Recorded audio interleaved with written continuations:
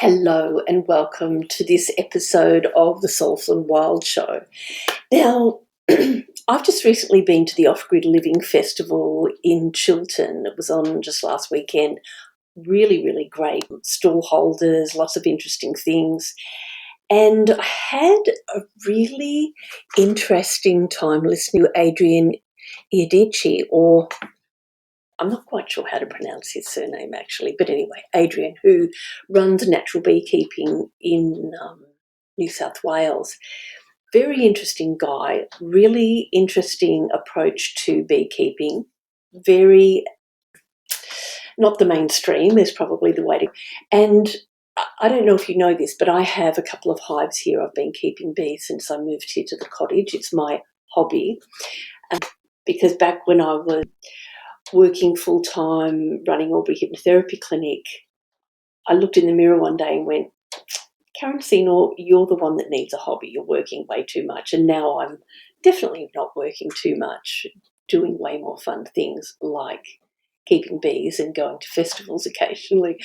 So one of the things that happens with beekeeping is interesting practices that I have been a little bit challenged by. For example, being a woman and aware of the importance of maintaining respect for older women particularly, I've got a bit of a challenge about knocking off the queen every year or every second year as a matter of course, and that's what a lot of beekeepers are taught to.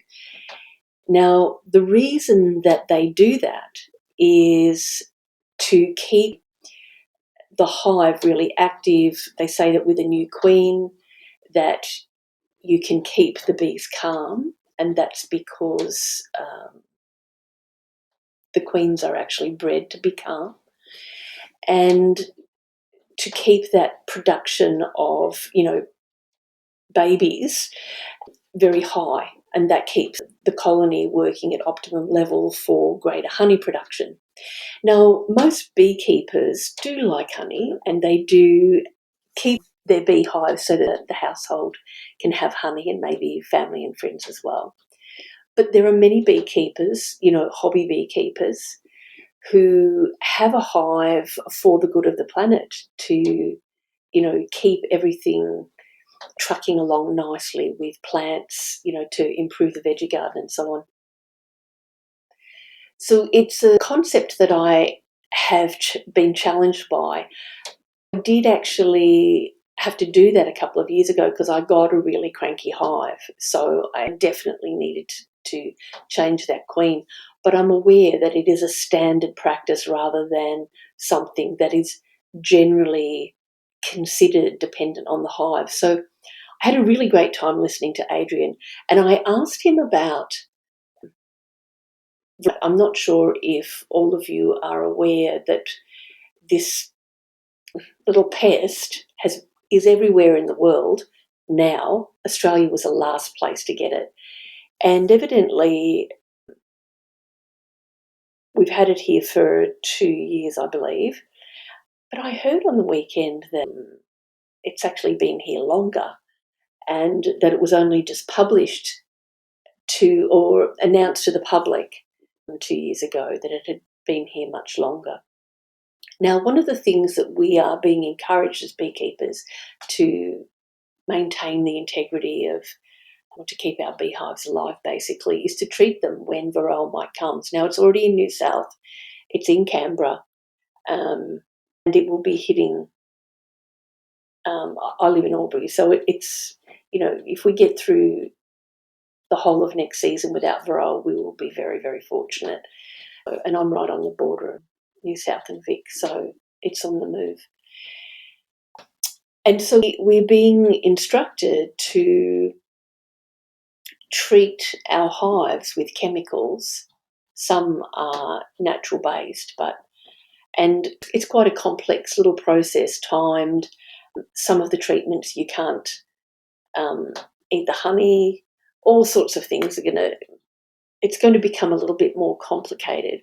Now, there is, I discovered, quite a movement of people in the US and who do not treat with chemicals their beehives. And the reason that they don't do that is that bees have the capacity to shed their DNA. So what that means, as I understand it, and I've got a very basic understanding, is that if they have a trait that is not used or not needed, they will shed that trait. So what that means, if we treat all of our bee colonies with chemicals against something like varroa, and then our colonies will shed any resilience that they might have to fight back against varroa mite. Now that's a complex thing, actually. So ethically, we want to be able to support the bees to be resilient against a pest like that, because it's brutal. What we've been told is to expect that we will lose 80% of beehives in Australia. Now, the outcomes of that, the flow-on effect from that is going to be astronomical. So think about it like this. I don't know that people have really got their head around what this actually could mean for us in terms of food production. And food security is a big deal for every single one of us. So, if you've got 10 beehives and you lose 8 of them, that means that there's far less bees to pollinate veggies, fruit trees.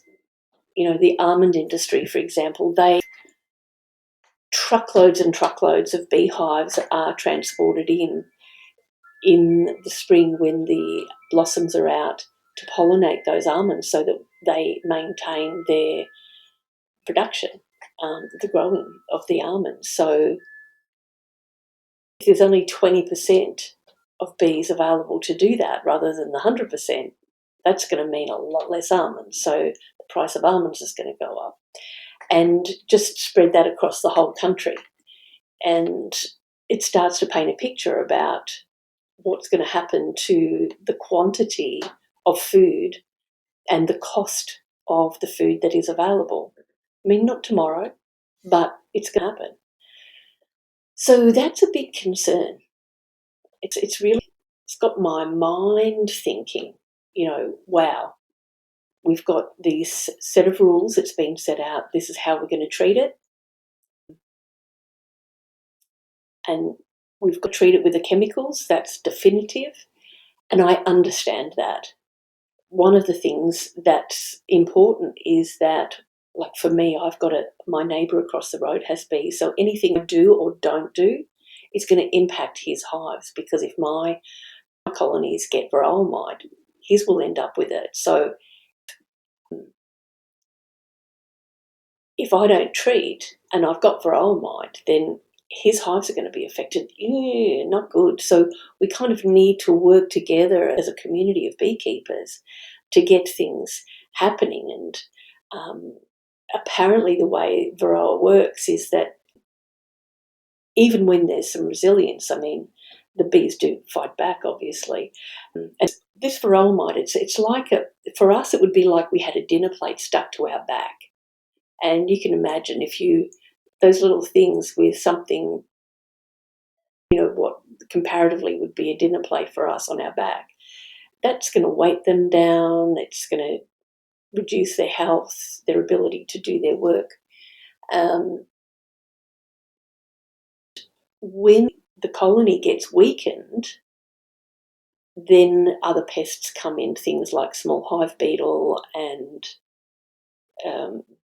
wax moth. So the colony might not get wiped out by the varroa mite, but it gets weakened, and then those other pests come in.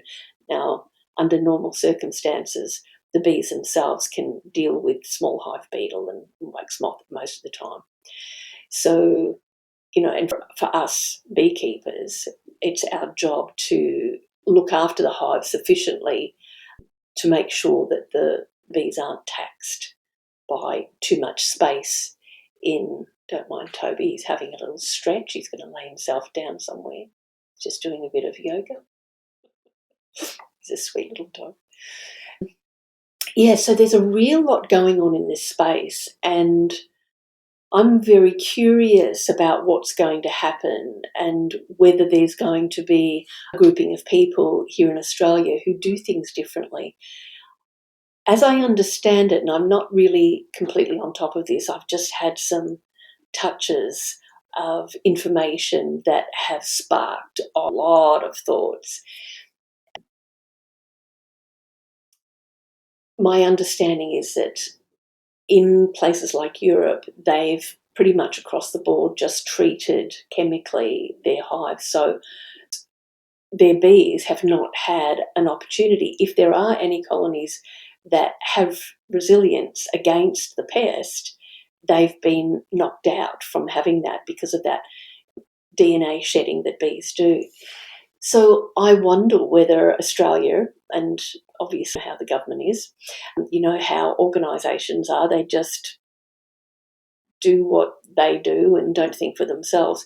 So I wonder how it would be if we did some really controversial sort of thinking and applied different protocols rather than just doing what others have done, which hasn't been 100% successful. For example, there's a huge, it happening here in Australia is going to have a massive impact on the US because Australia has been exporting huge quantities of bees to the US to keep them afloat, and we're not going to be able to do that anymore for them. So they're going to be on their own in regard to bee production. So interesting times ahead, very interesting times ahead. So for those of you who are interested in food security and have an idea about the importance of that, then you'll understand why so many people are profoundly concerned about this issue. And yet it's not something that is really out there and being discussed. I'm fascinated about this food security thing too, because when I drive down the Hume highway or the freeway, I've noticed all this fantastic grazing land. And whether you're a vegetarian or a vegan or a carnivore, it's food production land, although mostly for beef cattle, that I've noticed. It's now got solar panels on it. Now, one of the things that is of concern is the leaching into the soil that happens from these solar panels. Is it from the lithium? I'm not 100% sure on that. So what that means is that that land can't be used to grow food for quite a period of time. So we're actually being hit on a number of different faces here in terms of the security of our food sources. Interesting times, I feel, very interesting times. Now, I've got a fabulous book here. I'm just looking at my bookshelf to see if I can see it. It is called, it's got a yellow spine and I don't actually see it there. Anyway, oh, darn it. How annoying is that when you know you've got it and it just can't be seen? Anyway, this guy, he talks about the bees and timing of how long, once the bees are gone, how long we've got, basically. Chilling thought, very chilling thought. Fascinating book, actually. And he talks about, he makes a reference of the colony is like the human brain, because nothing's separate. We know, I think we would all agree that everything is connected, yeah? He talks about the structure, the shape of the wax, the little containers that the bees make. They build out the wax foundation and then they put honey into that, and the queen also lays the eggs into that shape, a hexagon shape. It is the strongest shape. It will withhold the most pressure. That's why those dome houses are so fantastic, And he also talks about Rudolf Steiner is the person who's written this. Actually, I think this book is taken from lectures that he gave to beekeepers in Europe. So it's an old book. This all happened a long time ago. Very clever guy. You have heard of Steiner education. It's quite innovative.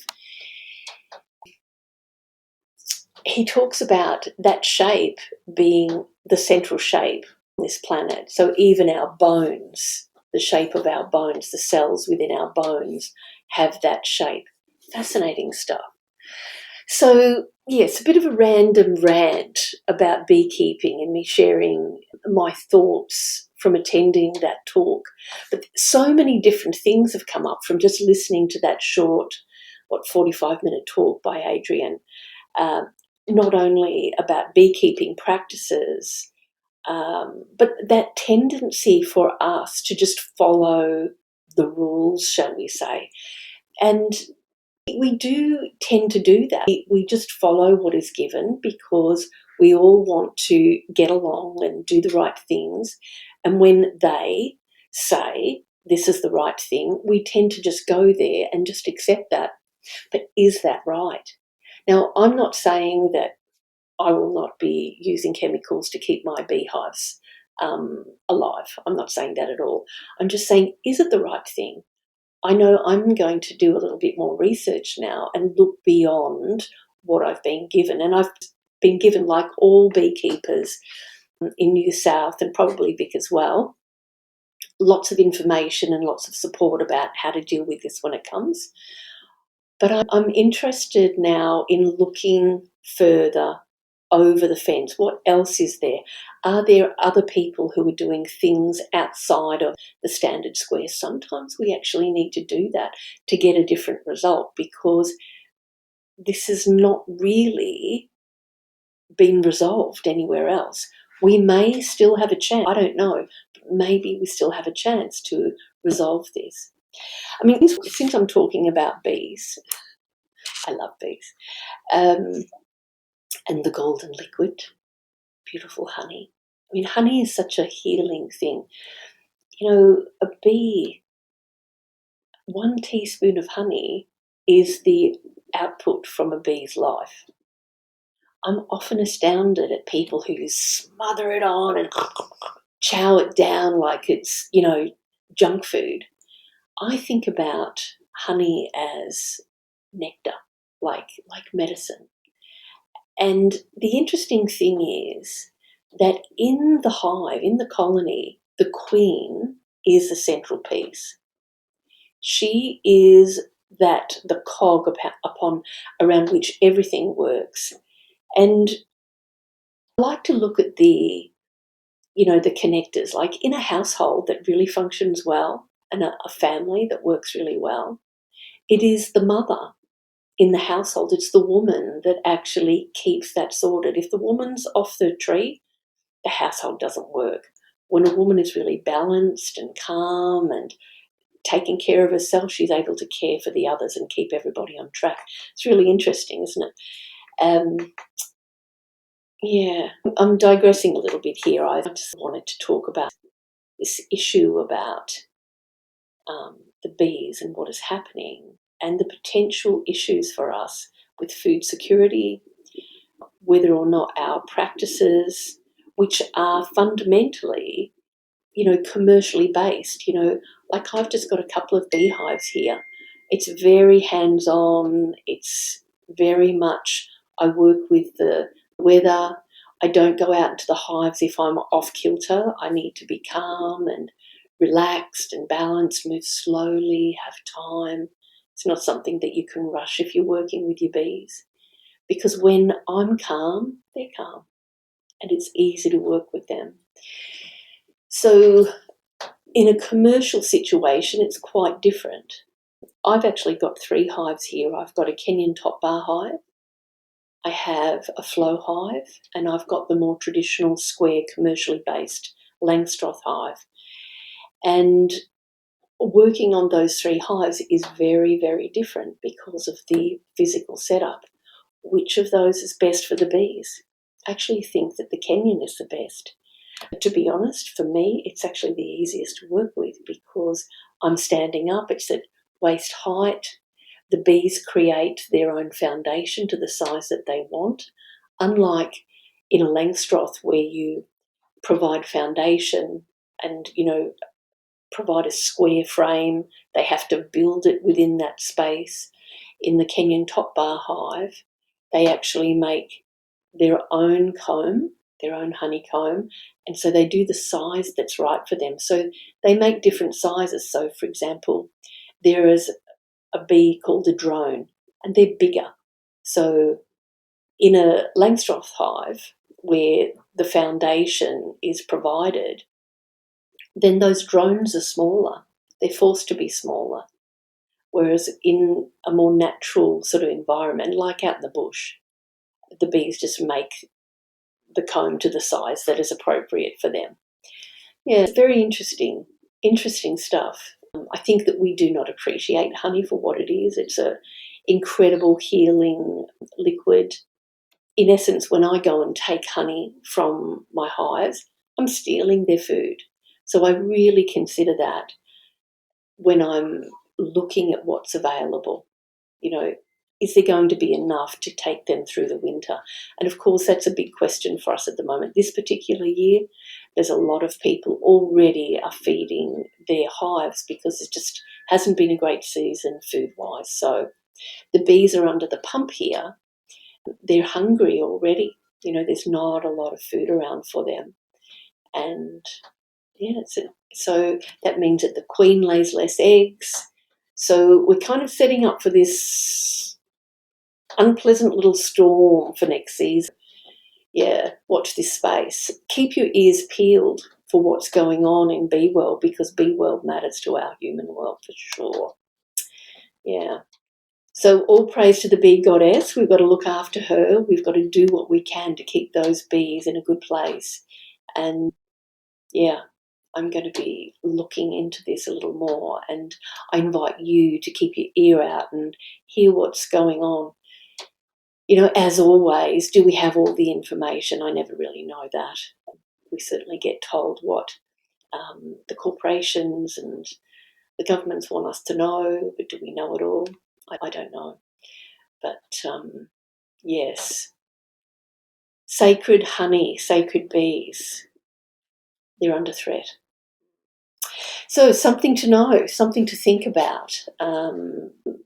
Maybe this is a time that you might want to get into beekeeping to help be part of the saving of the bees. I don't know. But the other thing, before I just finish off, what does this mean when an organism that is so female-centric, like a bee colony, is under threat in such a tangible, physical way? Is that not a reflection, the feminine, as in the big feminine, the big mama, as in the planet? I think there's always correlations between these things because, everything is connected. Challenging times, right? So this is not a big boo-boo thing. I just thought I'd share these thoughts about what's going on with the bees and prompt that or invite that thought for you to think about what does it mean for you and for us as a collective with the bees under threat in this country and across the world. I mean, we've been sitting here pretty on our little island or our big continent, safe and protected, but no longer. We're now in there with everybody else and our bees are under threat. Interesting times ahead. Take care.